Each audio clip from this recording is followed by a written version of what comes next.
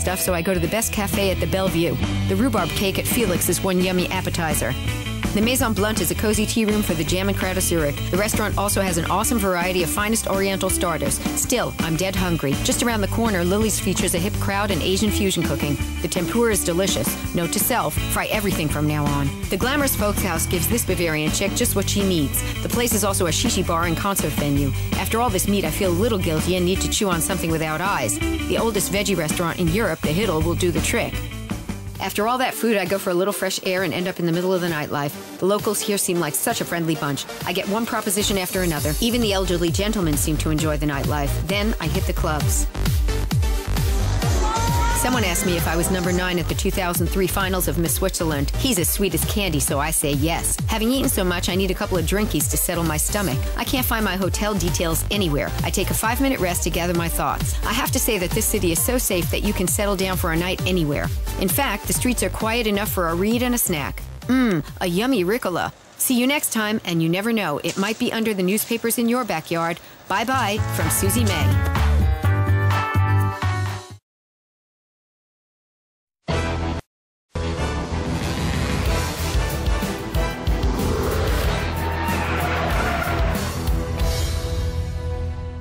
Hello, I'm Tim Warwood and welcome once again to Bullet Points and another hero's journey. Our hero today is high dive world champion Gary Hunt. Our cameras very nearly walked the plank trying to find out exactly what he gets up to when he's not competing professionally. Plus, we uncovered the story behind his now famous running takeoff dive at the Red Bull Cliff Diving World Series 2010.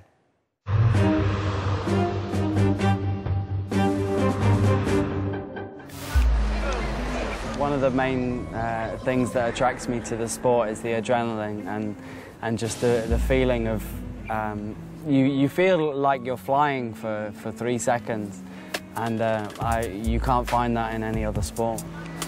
Gary Hunt is one of the world's best high divers. He first became interested in the sport when he was just 6 years old. He considered diving into the water much more exciting than just swimming in it. In 2010, Gary took part in the Red Bull Cliff Diving World Series. This season has gone, it couldn't have gone better really. I've won the first 3 comps. So the championship is in my mind, and it would be great to be able to say that I'm the world champion of something. Gary lives and breathes high diving. He thrives on the adrenaline. Even when he isn't competing, he still manages to incorporate his passion into his day job. In between the competitions, I do a diving show. So it's in a theme park called Walligator, and there's a small diving pool 3 meters deep and a ladder 20 meters high, and we do a pirate-themed show. So we do lots of dives off the 3 meter, and the show ends with a 20-meter dive.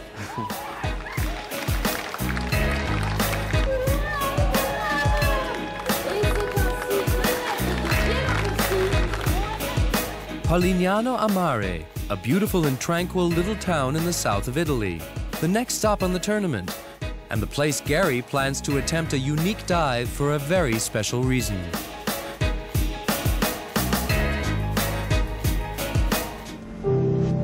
I used to watch diving videos with my friend Gavin, and we always used to talk about going into this sport and seeing what we could do.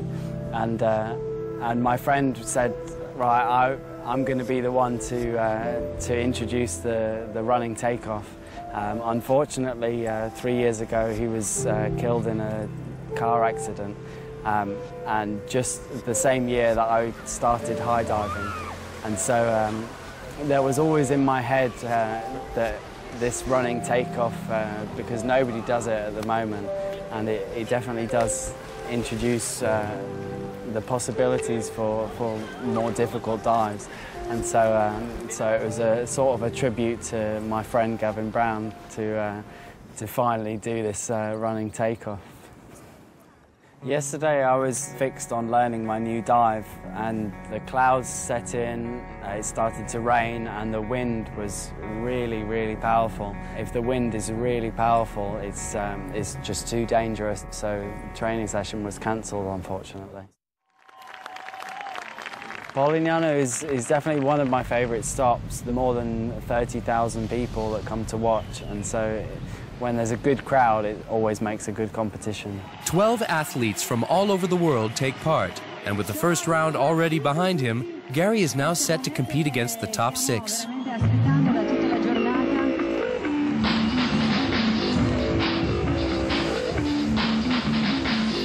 At this point in the competition, a solid triple quad is all Gary needs to take the lead, and what's more, it will also mean his ticket to the final.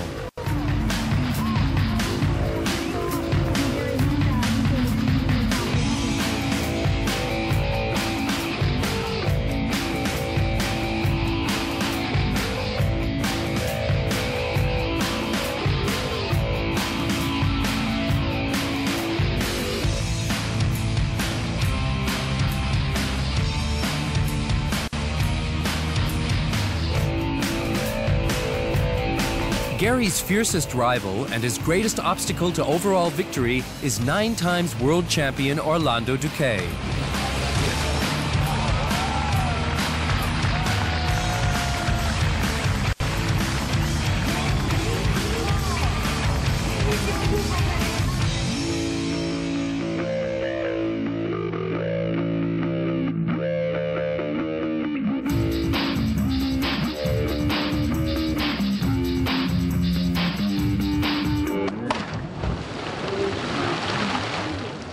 When you hit the water from 26 meters, it's close to 100 kilometers per hour.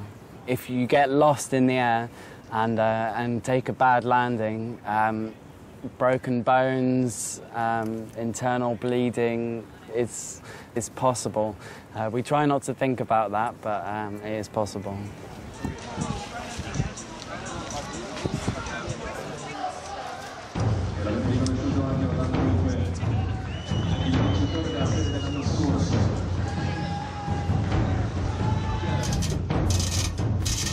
Everyone knew Gary would be attempting his running dive, and that it would be the first in the history of the sport.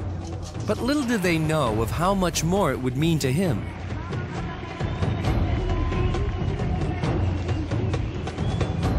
Three years ago, he was killed in a car accident.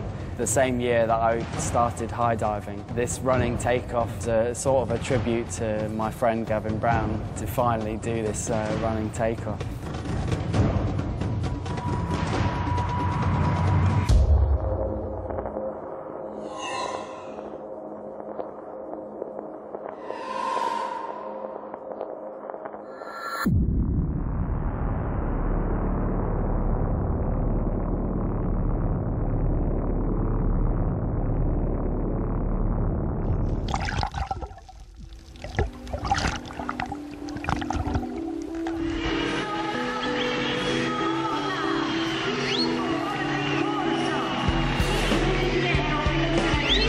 Thanks to an unforeseen wave, Gary hit the water hard.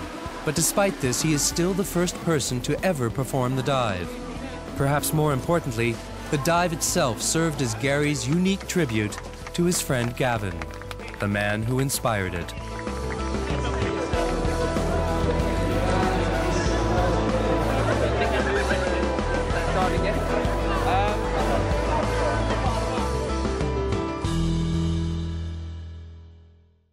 So, there you have it. Gary's running takeoff dive was more than just about being the world's first. And maybe it was a further tribute to his friend Gavin when Gary actually went on to become the 2010 Red Bull Cliff Diving World Champion. Well done, Gary. We'll see you again soon. Thanks for watching. This has been another Hero's Journey.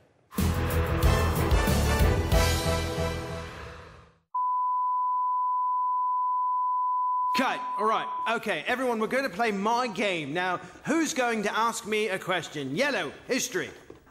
Which king was beheaded in the